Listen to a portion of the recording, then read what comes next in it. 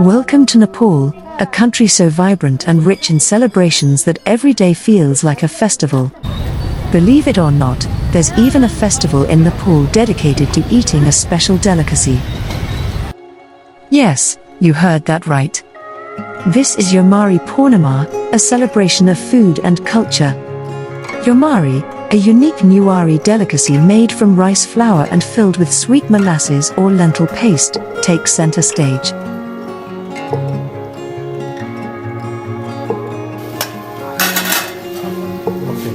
Yomari Purnima, celebrated on the full moon day of December, marks the end of the rice harvest season.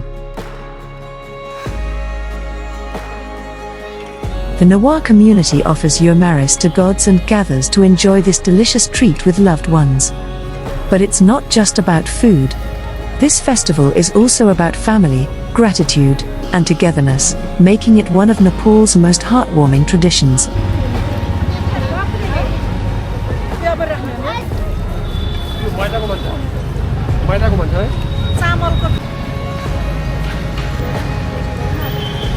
So, the next time you're in Nepal during Yomari Purnima, join in the celebration, savor the flavors, and experience the warmth of Newari culture.